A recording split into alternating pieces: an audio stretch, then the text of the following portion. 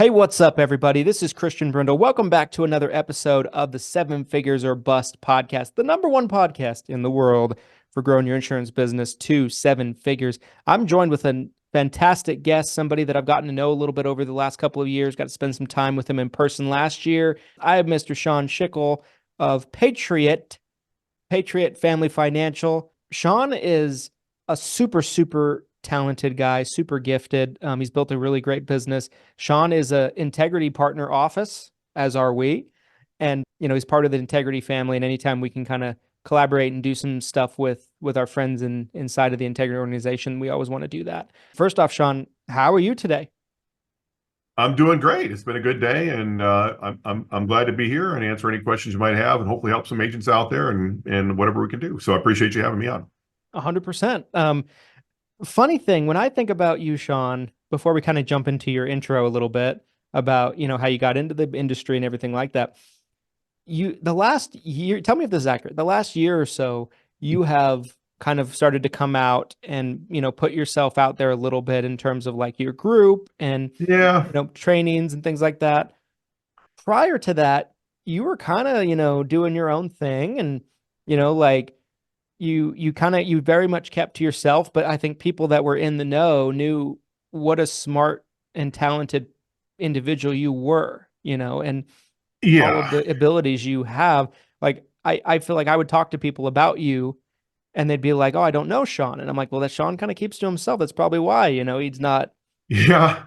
at that point in All time." true, all true. You know, for a while, I just kind of hid under the radar.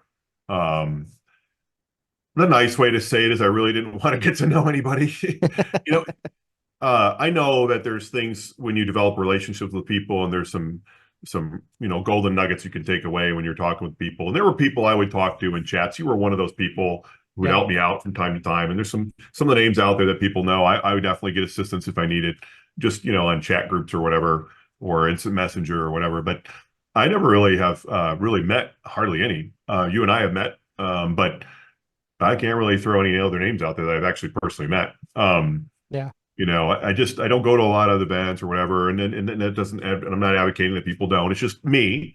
Yeah. I just had no desire to be well known in the industry, and there was a reason for that. And I'll tell you what the reason was. Early on, I learned from some successful people. And the phrase was, if I had a quarter for every person that asked me to pick my brain, for an agent to pick my brain for this or for that, I'd be a millionaire. And I started Hmm. thinking about that early on. Do I really want to let other agents know what I'm doing or not doing? And the truth is, since I have let people know a little bit about what we do or don't do, I get it all the time. Sure, you get it way more than I do because, you're out there and people know who you are. Time is money when you're selling every day and you're trying to build your business. And Yep. there's agents that want free advice and you want to help, but you also have to balance that with your family and maybe just not doing anything and, chilling out and, whatever with your brain, so that's why I didn't put myself out there. It wasn't Yeah. that I hate people or whatever. It was, I have to build a business and Absolutely. I can't be, in my mind, bogged down by everybody else. And I want to help people. I think we all want to help people, but maybe hopefully most of us do. Yeah. But that's where I was really coming from. It was just, you know, I initially kind of was doing that, and I was getting lots of questions. I'm like, yeah, I got to do the Heisman here and Yeah. move on and do my own thing and just be quiet and just do my own thing. There are lots of people that do that. There's lots of very wealthy agents in the United States that nobody knows. Absolutely. I know a handful that do extremely well. I mean, multimillionaires that make lots of money. They don't have Facebook accounts or whatever. I mean, they're out there. Um, Yeah. you know, um, there are others that do the opposite, right? But so for me, it was just focus on my business and do what I do well and live my life. And eventually we started moving in a different direction. More recently, as you said, but I still truly, honestly, go back and forth that whole thing, because when you start putting yourself out there and you're giving away information that does help people, then you start getting the questions, and pretty soon you're spending a couple hours a day answering questions. instead of building your own business. And, Yeah. you know, it's a balance depending on what you're doing or not doing, you know, Yeah. with that knowledge. So, and that's where I was coming from. Yeah, no, I think it makes a ton of sense, and I think you hit it right on the head. My mind was going in the exact same direction I think yours was, that like some of the most successful people I have ever met in this industry, you know, they're in the shadows for the most part, especially online. Like you're not gonna know who they are. They keep to themselves and they crush. They crush and they do Yeah. incredibly well. Um, I know and a couple, they do like 1,500 policies a year, T65s. No one knows any of who they are. They're multimillionaires. I mean, they live a crazy life in terms of, they work all the time and no one knows who they are. yep, And they're not doing all the stuff that everybody else is doing. They're doing their own thing and they're very successful at what they do. yeah, They're known to the carriers, but they could be at a table with 20 other agents and nobody has any idea who they are and what they're doing. I mean, it is the craziest thing.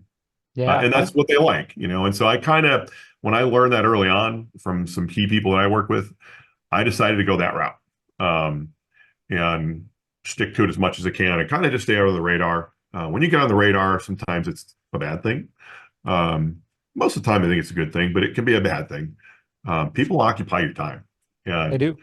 I just Yeah. felt like, you know, for me, I needed my time focused on helping customers, and that was it. The things that I do and can do and capable of doing, I felt like that was the best way for me to get to where my goal was, as opposed to, participating in this or talking in this group or that group. And some of the, maybe another way of putting the cattiness that can exist in in the insurance industry, I just don't deal with it. I still don't do it. But it is kind of funny sometimes, but Yeah. I mean, but yeah, that's where I came from. Yeah. I think it's one of those things where sometimes, I think the loudest people on Facebook or social media in general are one of two people. One, someone that's trying to sell something, or Yeah. two, agents that don't write much. It's Sure. usually one of those two. And I think a lot of the people that are mega producers, even if they're either not involved at all, they don't even have an account, like you said. Yeah. Maybe they have an account, but like they're quiet. They don't post much, they don't comment much, but they watch from the shadows, but for the most part they're working, they're building their business, they're focused on their own stuff. And I for one, I don't think there's anything wrong with that. I think that's Yeah. You probably know, it's probably what I recommend probably to a lot of agents actually. so the opposite of this is why did I start doing it? And you already hit on at least one of those reasons, and that is the agents that don't write, Hmm. that give out all this advice to how to be successful in this business. I had a couple of those agents, and they're out there every day, and God bless them, they're not bad people, No. but they tell everybody how to build an agency and how to make $1 million. But I'm telling you, they don't sell 5 policies a year. And Right. and they will tell you how to sell 5 a day. It is, and give you all this advice and tag you. And it's like, that's why they're doing all that, because they have time. Yep. And I'm not diming anybody out. I'm not, I don't care about the drama, but, listen, get to work, Yeah. and, the people that are working, they don't have a lot of time to do, to be on, to do the things that some of these people are doing. And you're right. I mean, those people exist. And that was one of the reasons that I started to put myself out there. I just kept reading these. I would definitely read, because I think, like your group, for example, I love your group. I certainly belong to all of them that everybody knows of. I love your group, but I do because I think you can put out some fantastic content. It's stuff that Thank a you. new agent can learn from and become a pretty darn good agent pretty quick if they are listening and learning and reading the content and participating and asking questions. But that doesn't mean it should dominate your life. You get to work too. Yes. I mean, take it in, take the knowledge, and start doing your job. It's the ones that are just constantly, which, the opposite of that is, if you're running a group, you want those people too, because they add to the content. So, it's Yes. this weird dynamic. But, so that was one of the reasons I started doing it. The other one is there's a lot of dishonest information out there. It's going to be Yep. blunt. And I don't like it. I don't like it at all. I see some very well-known people in our industry that are I'm not calling them bad people, but there's just some dishonest information out there. And I just had enough. And I said, I got to do something here. And that's where I was with it. And people will say one thing in one side of their mouth and do the other. And so I thought, I want to just tell people what we're doing and help them as much as they can without sacrificing my time as much as I possibly could. And so far I've been able to do that, but I'm not like aggressive. I don't really put out a lot of content and stuff like that. I just try to help people when I can and put out some content. And we may do more, kind of, again, go back and forth on that dynamic of what I want to do or not want to do with, these kind of groups or whatever. But because I'm very focused bluntly on building my business. So when I first started my personal group, I came out on fire and I was stuff like every day I had all this stuff and I'm like, you know what? I want to build my business, more than I want to build this group, which I know you can use to build your business, obviously. But, so I go back and forth on that all the time. Yeah, personally. I think the word you used is, a little bit ago was balance. I think that's the best word for it because, like I've seen people that have built a group and I've experienced it as well to where like, if you let them, the people in the group will drive you nuts. Like you like for me to this day, I get probably 20 or 30 direct messages a day from agents just about this and that and this and that. Right. And the way that I deal with it is I don't respond to everybody. You know what I mean? Like I had a conversation with a guy pretty recently, who's built a little bit of a group and he's like, I'm overwhelmed. I'm like, well, it's because you feel like you're indebted to these people or something. Like, I'm like, just because they're in your group doesn't mean that you're their bitch. Excuse the French. Another better way to put it. But like, you don't. I told him what I told him is I was like, you don't have to respond to every message. Like, but when you feel something of value that you feel like you want to put out there, you can put it out there and that kind of thing. And you can participate at your own pace and your own leisure in the group. Yeah. And that's what I've had to learn, because like in the early years of my group, I felt like I had to respond to every comment, respond to every message, and it took a toll on me for sure. And you need that balance. I think that's the best word for it. And not only that, but balance about what you're going to give away or not going to give away. I mean, I'll help people, but I'm not going to give it away. I mean, right. Nor should you. I get people ask me, well, can you give me the ad? Can you give me the landing page? Can you give me that? Like, dude, no. Yeah. I'll just give you $1 million. I mean, like there's a limit, you can ask. I have no problem with the hustle, but be prepared for no or no answer. You're right. I mean, so, let's kind of go back. I want to make sure that we kind of go back and talk about kind of your introduction to the industry, right? Because I bet a lot of people that end up watching this, they might not be familiar with you, with you and with your agency, and your agency's doing big time things, of course. How did Sean get into insurance? What's the background? Yeah, zero plan to get involved in insurance. So I was in the Marine Corps. I enlisted like right at the end of high school, and my whole family, long time military family with the Marine Corps. I'm the youngest of 5 boys. 4 of us, enlisted right out of high school in the Marine Corps. Only one of us was smart enough, as he says, to go into college, and he did graduate and has a master's degree, the whole bit. But we all would just go in the Marine Corps. My mom was very straightforward about things. You'd either go in the Marine Corps or you go to college, and that's how it was laid out. And so 4 of us went in the Marine Corps, and I couldn't tell you why it was the Marine Corps. It just is what it is, and that's how things worked. And so I went into the Marine Corps. For me though, I was the youngest of my brothers, and so I think my oldest brother went in when I was like 3rd or 4th grade. The only way I can explain it, because it's a big decision, I think, for a lot of people, obviously. For me, it was not a decision. It was my dream. When most kids grow up, they want to be a doctor or an athlete, a basketball player, a football player, or whatever, or a lawyer. I don't know. I didn't want to do anything other than be a United States Marine. And so I had no desire to do anything else. I was pretty good at some sports or whatever. Didn't matter to me. I wanted one thing and one thing only, and that was to be a United States Marine. So for me to live my dream, and I did for 20 some years, I loved it. When I was in boot camp right out of high school, all these guys were crying and stuff. Literally the first day, I was a big smile on my face. I was home. I loved it the minute I was there. I mean, everything about it I enjoyed, for the most part. So, that's what I did. And so I did different jobs within the military and all that. But long story short, I retired in 2015. And, I wasn't 18 anymore, and you're running around with these 18-year-olds and your body changes and you can't hang with these young kids anymore. So, things had to change and, had to move on and transition out. And as so many do in the military, I had no idea what I wanted to do. I mean, I had to grow up basically, right? For me, so I lived my dream. What do I want to do now? And that was a big change. And so, I had no idea, truly no idea. I was looking at it I took all these tests and everything else, and I knew I could probably sell to some degree, but I mean, I wasn't doing that in the Marine Corps. I mean, I was carrying a rifle. I was an infantry officer. I don't know if most people know what that is, but when you think Marine, kicking indoors and rifle in hand, that's what I did. So what does that, how does that equal marketing and sales? It really doesn't. So I lived a pretty extreme life there for 20 years, totally different than what I do today. I'm a totally different person. So how did I get involved in insurance? What is now one of my downline agents, actually, I'll keep his name silent because he's one of those people that doesn't want to know. He's extremely successful. The dude makes a ton of money.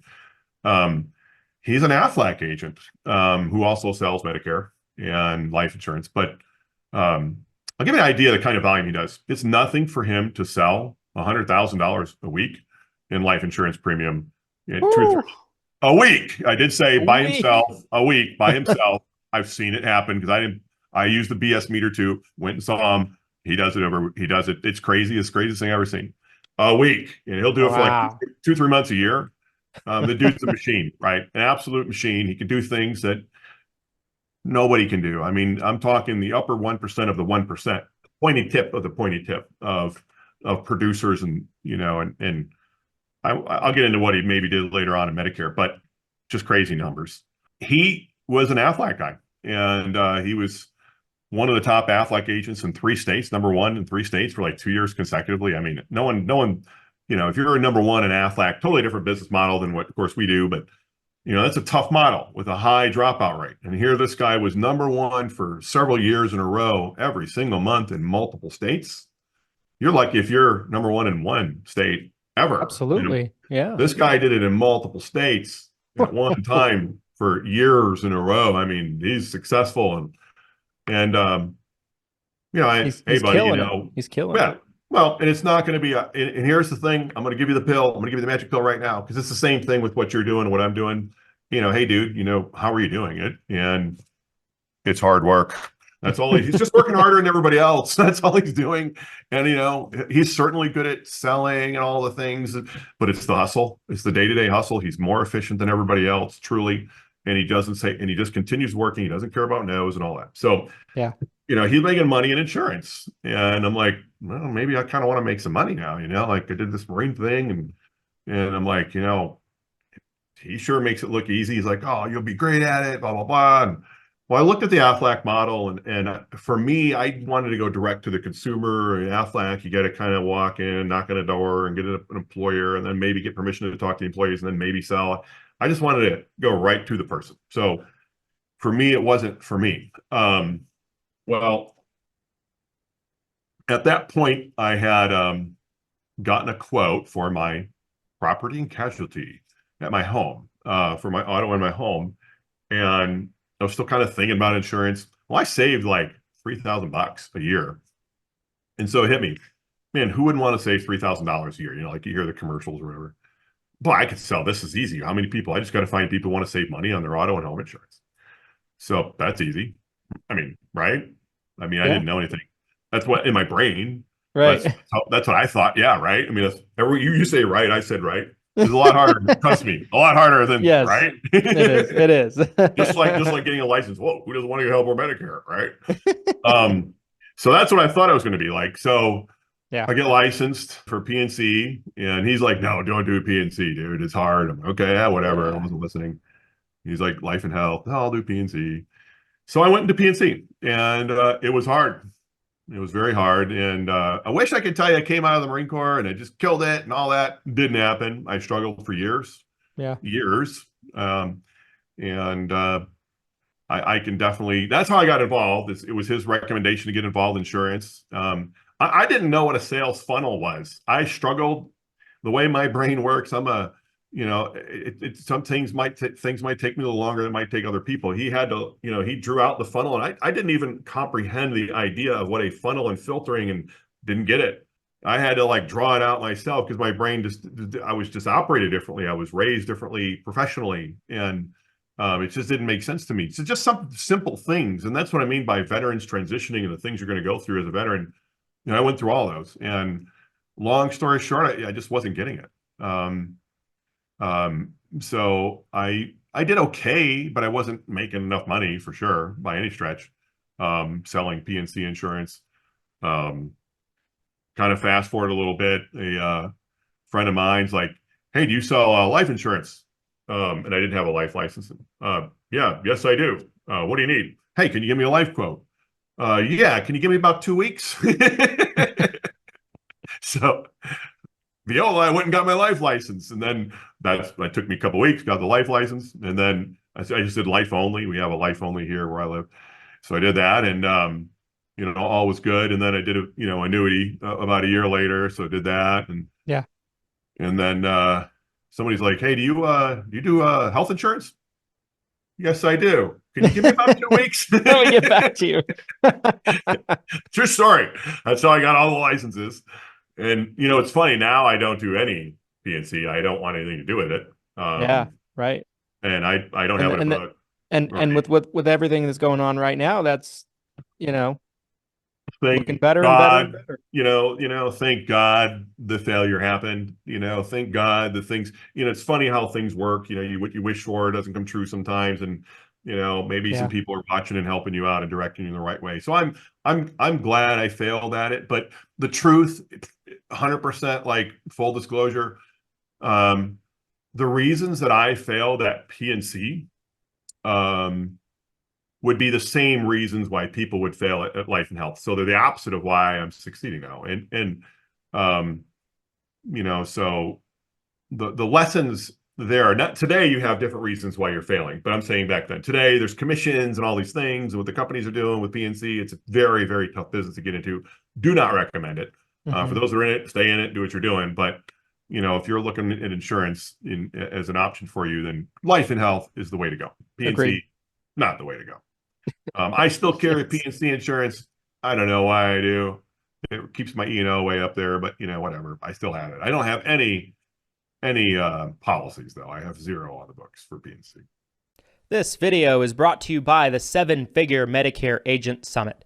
Guys, have you ever wanted to get around other professionals and the best of the best in the Medicare space if you're a Medicare agent? There's something to be said about networking and learning what other people are doing around the country, and they might just have some ideas that you may never have thought of before. It's also something to be said about learning from the best of the best. The most successful people in the insurance space collaborate, talk with others, and they have a mentality that we all are in this together and we share ideas and grow together. The 7 Figure Medicare Agent Summit is the premier event for Medicare agents. It is highly affordable.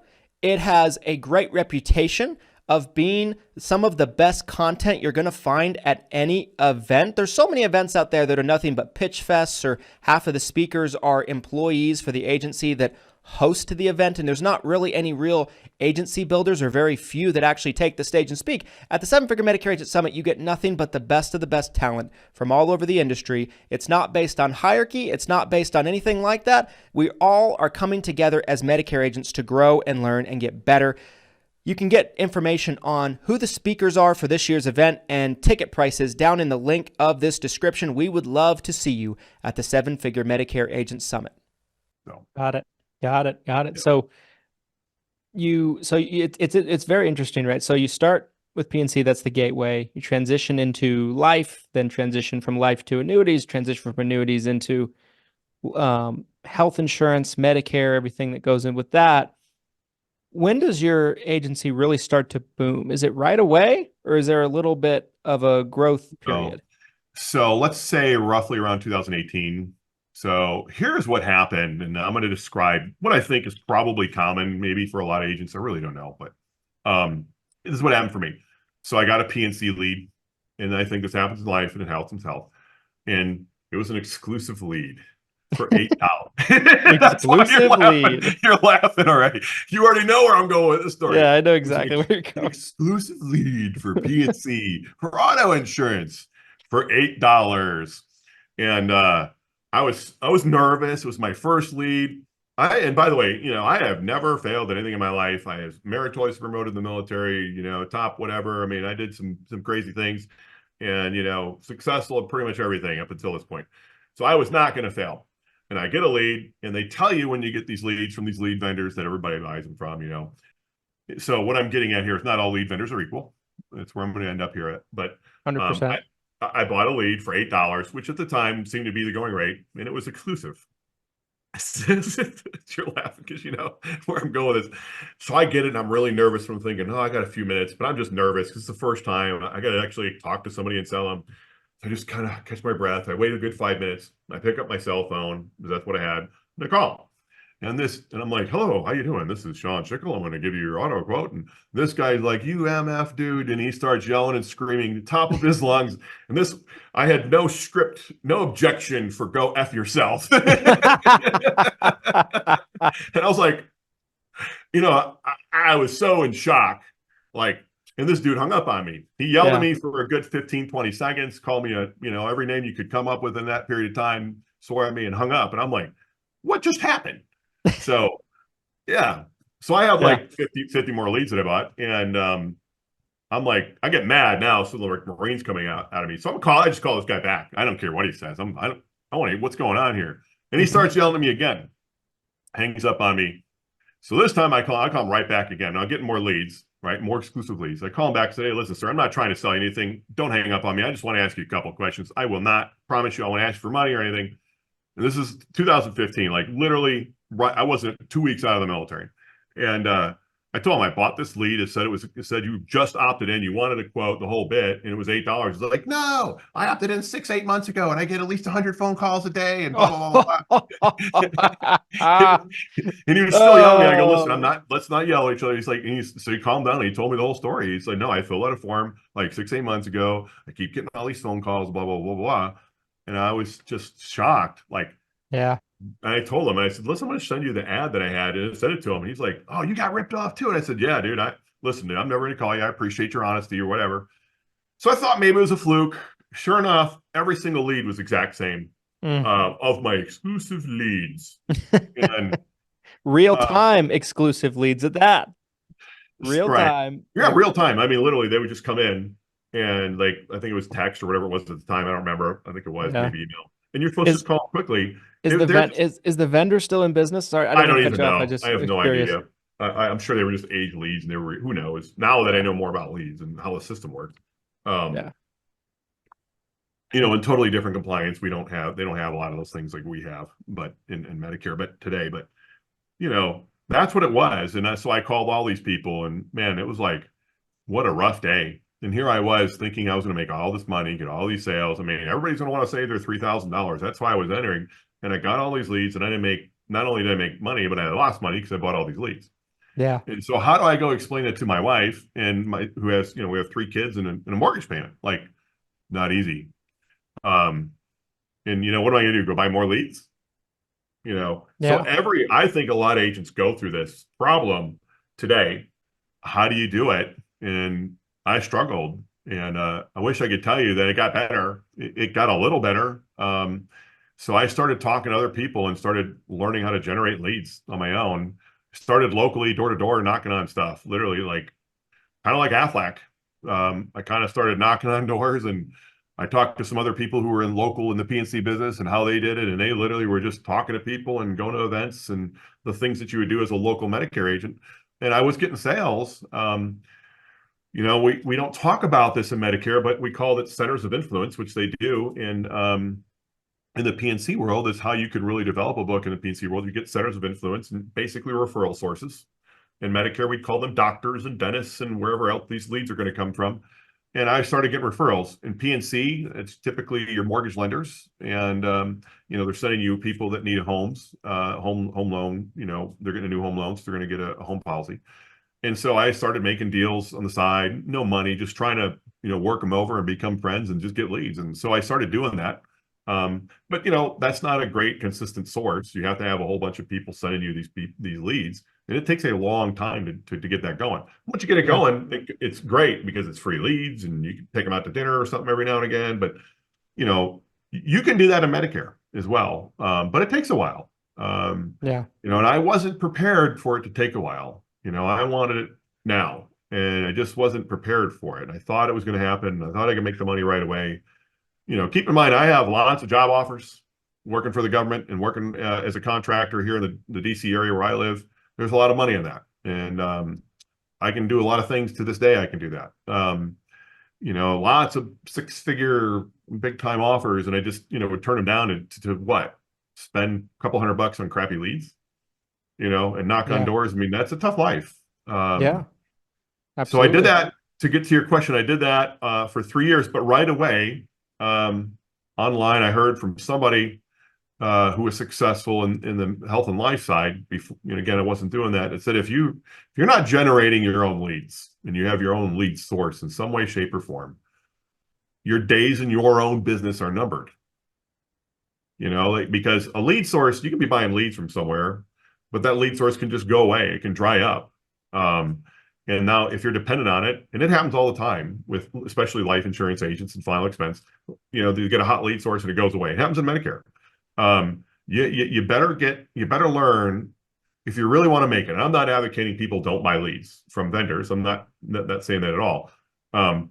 Buy leads, but learn how to generate leads too. And that, as you go in your development as a business owner, I had one ace in the hole.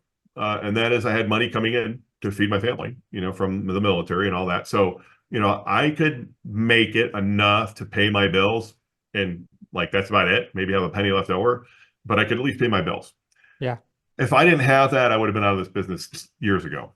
And I think if I had to guess why so many fail, and, the numbers like 90 some odd % fail in health and life and all that, it's probably that. It's probably a training issue, and it's probably how to get sales and volume enough to feed your family and to get over that hump especially Medicare. It probably takes a good 3 years, I would say.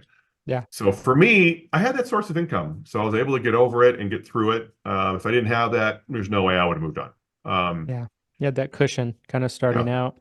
It's crazy to me, because people ask me all the time about when I started, right? So I started 10, 11 years ago now. It's a very different industry and a different world than when I started, and what I did starting out would not work today if I was starting over. You know what I mean? If I did step by step the same thing as a new agent that I did starting out, I would not last a year in this business if I was a brand new agent, and I think about that. And, I think it's such a smarter industry than it was. I mean, our industry has always been I think you probably, can speak to this better than me, but our industry has always been years behind other industries in tech, Totally. And just, how we do things. But it's such a smarter industry. I remember when I started selling Medicare Advantage 10, 11 years ago, there was no Medicare Advantage compliant e-apps. Didn't exist. So it was paper apps. Yeah. And so much better now. It's such I mean there's so many great tools, but I do think it's a totally different game today. I mean, would you agree with that? Oh no, I mean the technology is, especially the things that Integrity is building, and all the things that they're doing. I mean, even on the life side, it's night and day. Every day gets better. I mean, and leads, constantly. Honestly, leads are better, bluntly. Sure, we have more compliance, and everybody can bitch about that, but at the end of the day, I think it makes for a better experience for everybody. And we'll get through all this, but with the compliance, but I think it's fine personally, mostly. Certainly some crazy ideas out there, but yeah, the technology's there. I think the leads are there. The opportunities are there, unlike there's ever been. Um, so yeah, I think it's great today. So for Yeah. me, I did 2015. By the end of 2017, fast forward, I was developing lots of leads. And I was still kind of dabbling with Medicare, but I was selling a lot of leads.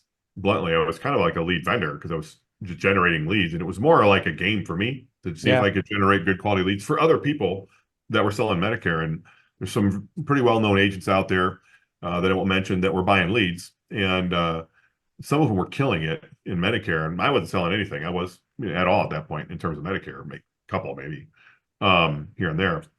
I was focusing on life at that point, mortgage protection and final expense, and doing well there. But I was generating lots of leads at that point. And I embraced like Facebook and Google very early on. So, I've had a really good experience with that. And today we spend a lot of money in those Yeah. areas. So by the time 2018 rolled around, I was generating leads for some fairly well-known IMOs. And I think at one point, doing like, I think my highest was like 10,000 leads a week, in the digital. Oh yeah. That's a In the ton. digital space. And, um, you know, um, but in the back of my mind, I always thought personally, and this is what really, when you ask the question, like, how did it really take off? It was just money. Yeah. And what I mean by that, it was a decision on my part to like, do I want to be a lead vendor? And I don't really like being a lead vendor. Do I want to be a lead vendor, who sells a little bit on the side, or do I want to take control of my own destiny and take my leads, my system, do things my way, and create my own business? And so that's when I decided to go in that direction. Because if you're selling leads to somebody, kind of like the other way around, you're always depending on finding a new customer. And this Yep. business is full of people who don't know what they're doing, who come in and out, have a little bit of money, and they buy, and then they say the leads stink and everything else. I mean, I should get a shirt that says your leads suck or whatever. Yes. Because here's the thing about that. It's the same leads. Nothing's really changed. I mean, there's some compliance things that have changed, but I can tell you nothing has changed.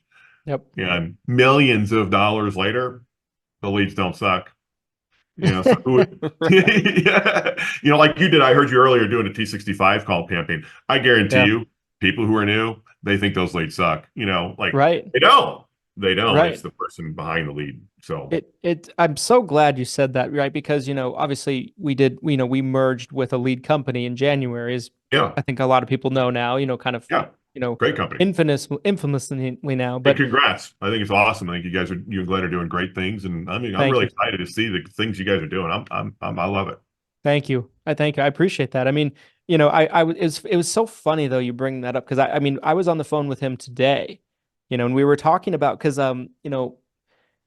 in a few months now, really, we're ending our second month as a joint company. You know, I'm talking to him. I'm hearing from so many people how bad these leads are, and bro, talk to me in 10 years when you've been hearing it for 10 years, and we were just laughing about it and kind of chuckling a little bit because That's so funny. I just I wanted to prove a point. I told him I was like, listen, I'm like, we're gonna do something that we can present to people anytime they say the leads aren't good. I'm like, generate me 50 to 100. I'll take half a day. I'll dial them through myself. I'll record myself, and I'll show me just crushing with these leads. Yeah. So that's what we did we did that last Friday, recorded it. It ended up being like an hour and a half video, and we put it out, and so Glenn actually live streamed in the group today, reacting to the video for the first time, like live. He was doing those live reaction videos, and like, it's so true, because when people say the leads suck, it's like, okay, what are you saying when you're calling them? Do you sound like a jive ass? Like, what are you saying? Like, you're like, did you call them all? No, I didn't even call them all. Like, you got 20 leads and you called 5 and gave up. Like, there's so That's the many. problem. There's so much with that. Well, and especially on the Medicare side, it's not a very salesish thing. So you don't get hardcore salespeople like Yeah. you would maybe on, say, final expense. But even there, you have the same thing. These leads suck, blah, blah, blah. What the real end state is people that are in what they don't believe which is reality. You are a professional salesperson. And again, I had to Yes. learn this. And I can describe it well because I went through it, and you got to get over this if you're going into this field. But bottom line, you better accept your role, even though we're educators, and this is very much an educational sale, and you're not really a pushy person and all that kind of stuff, because sometimes the word salespeople has kind of that to it. Medicare, you're not really selling, you're kind of educating and telling maybe to some degree, but it doesn't matter. It's still a numbers game. Yep. I'm guessing, the problem is you get somebody 10 leads, let's say 50 leads, they want to have 75 sales. Right. And they want to go, my name is Sean, how you doing? I want to offer Medicare. And then they want to go, yeah, I want to buy right now. And that's Yep. that's all they want, with no, With no pushback, with no the truth resistance. is you're going to buy 50 leads and probably get 4 to 6 sales. Yeah. But they don't want to have the 45 no's. And when I got involved, I didn't either. And I used to struggle, man. I struggle with it because I wasn't a salesperson. And Yeah. I remember I had anxiety, deep anxiety. Like, I never tell people, so we're going to put it out there. I mean, tremendous anxiety. Today I laugh about it. It's so stupid, but because I wasn't used to failure, man. Anything, I just get it done. And I would get 100 leads or whatever, and I would sell, 10 of them, right? It's pretty common. I would say 10%. Yeah. Yeah. Especially digital very leads, common. 8 to 12%. And I remember I would get these leads and I would get a sale, and this would be common for me in a day. I would make a sale and I'd make $1,000. Okay. But I'd have like 9 no's and maybe even an FU in there, right? Somewhere and mix into that. And Always got to get one of those. I would lay in bed at night. My wife's sleeping, I'm staring at the ceiling, 2 o'clock, 3 o'clock in the morning, looking at, the stupid white wall, thinking I am a failure. I only focused for a good year and a half on the no. I never hit me until one night, dude, you just made $1,000. Like, I know that's so dumb, but it was nothing for me to come out with $5,000 for a week or $7,000. I mean, this is when I was selling life insurance mostly over the phone. Before everybody else was, I was selling mortgage protection over the phone before it became a thing. And I was doing $5,000 to $10,000, sometimes $12,000, $15,000 a week. But I mean, very little, almost never was I selling less than $5,000 a week is a very good income, in the United States. And I was sitting at the ceiling, just looking at the ceiling. I remember like it was yesterday, and I just had so much anxiety that would take control of my life. And I wasn't focusing on the 1 or 2 yeses I would get. I was focused on the 10 to 15 to 20 no's I was getting, or whatever it was. And I just couldn't get over it. And one night, I don't know, it just hit me, and hey, I made $1,000 today. Like, wow, Yes. dude, you made $1,000. And I just started thinking, well, if you do that every day, you're in the top 1% of income in the United States, or 5% of income. That's pretty good. Absolutely. And Absolutely. then that's when everything changed for me. When you asked that earlier, what really changed? That's when it changed for me. I finally, it took me a couple of years, even though I'm generating all these leads and all this, it finally hit me as a salesperson that I have to live within these numbers, and I have to get comfortable in these numbers. And and that's what I will tell people, the sooner you can get comfortable living in the numbers of no's, if that's what it is, the better you're going to be. And, if you don't come from a sales background and all those things, if you're doing any kind of sales today, you're going to get no's. It's going to happen. And it's not you personally. It's just process. People are ready to buy when they buy, and so on and all that. I want to get all that stuff. But, that's what I had to get over. And I don't know what other people have to get over. But it's not the leads. Here's the other side of this. And let me plug you guys for a minute, because I know the numbers, right? Let's say those T6, because you did T65s today, right? So let's say somebody bought 50 leads. What's it cost them? Like $20, $30 a lead? They're right now, they're going for 30 a lead for T65. So if we did, 50, so 100 leads, here we go, 100 leads times $30 is what? $3,000? $3,000, 3,000. Okay, so no, a lot of people don't have $3,000, but let's just say I bought them for $3,000. Here's how I look at it. I know out of 100 leads, I'm going to sell at least 10, probably 12. Mm-hmm. And I know that in a T65, I'm going to cross-sell almost all of them. And I know my commissions, I hope this is going to agents, I'm going to be bringing in about $1,000 to $1,200 per person, no matter what. I know how the commissions work because I know my numbers. So I'm going to bring in somewhere between 8 to 12 grand off that $3,000 ad spend. Do that every week. Yeah, You got a pretty darn good life. I just know the absolutely. numbers today. The problem is when I was a few years back when I didn't get it, I wouldn't have really I probably would have made the money, but I wouldn't have enjoyed it because the other 90 people would have told me no. So, Right. but that's the truth. And people they can get your leads, they can get Glenn's leads, lead hero leads, and they'll make it just fine, no matter what the numbers are for them. They may not be able to afford 100 or whatever, but they can get 10. They can sell a policy or two out of it and work their way up over time and build a massive business, no matter if it's life, health, or whatever it is they're selling. I don't care if you're Yeah. selling cell phones, you're going to get no's. If you're selling, this water bottle, you're going to get no's. Yeah. Yeah. I That's the I reality. I think I think that was such great practical advice, and it's so true. It is so true, and I think ultimately there is a lot of just people that just don't know how to sell. They don't know how to, I mean, and I think you hit it right on the head from the standpoint of like, there's a lot of people, especially in the Medicare industry, that think I'm not a salesperson, but like you giving a presentation and explaining something the right way, in a proper way, in a simple way, is selling. It's part of the sales process, Right, and people just have such a hard time letting go of this preconceived notion that they're not a salesperson. They like can't look themselves in right. the mirror. It's like you're a salesperson. And yeah, I think The you way hit it we right on the treat our head. agents is we kind of like, because some people don't like that word sales, whatever.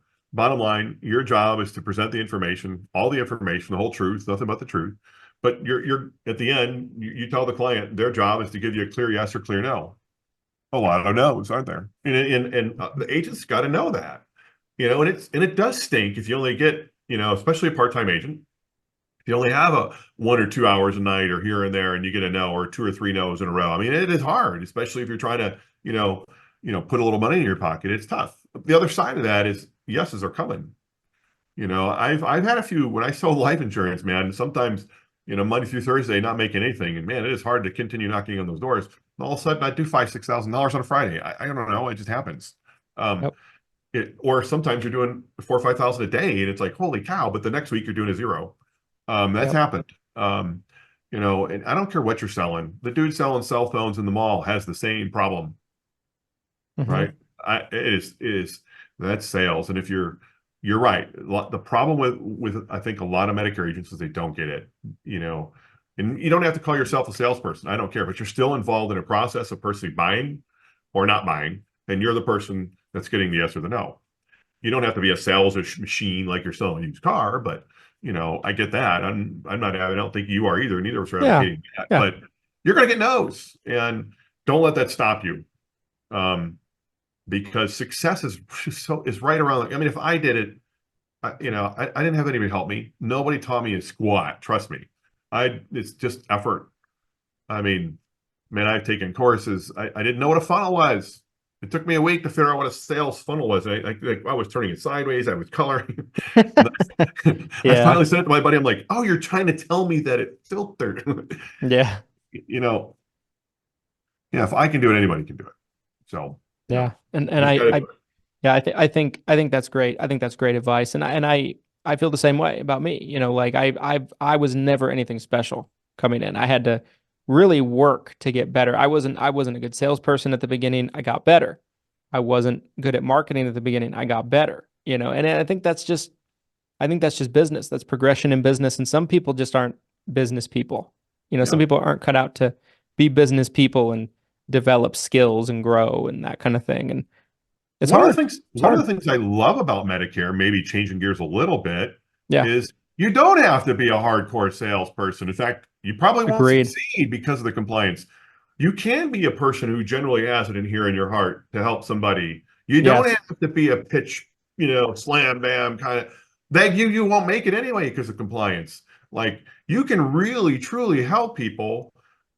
Just know you're still going to get no, and as long as you're okay with that and you can understand the numbers behind the game, you can be very successful helping people. And man, that's powerful stuff. And that's what I Yeah. love about Medicare. So if you want to get into something where you can make some money, again, it's a slow growth thing, where you can make some money helping people, but not be like in a hardcore sales just thing, like say final expense, which is a lot more hardcore sales. That's real selling, by the way. You haven't sold final expense. Yes. Medicare is not like that, might take you a few years. It takes a good 3 years to build a good business, maybe more for depending on how much you're putting in, but you can do pretty well over 3 to 5 years of just constantly plugging away and taking care of your customers and not being a hardcore salesperson. That's what I like about Medicare. You don't have to have this great sales talent. You just have to be a good teacher. Yeah. Agreed. Yeah. I couldn't agree more.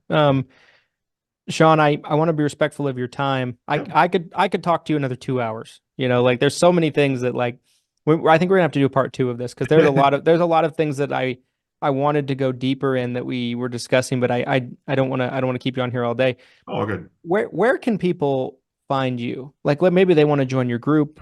Talk about your group. Yeah. So I have a group, Medicare Sales and Marketing. They can go there. We have a YouTube page, Medicare Sales and Marketing. You can find me on Facebook. We're out there. Just send a message or whatever. Yeah. Don't send a message during the day. We won't answer it. Right. I'm working, trying to make money. But no, they can. If somebody has a question, they can answer.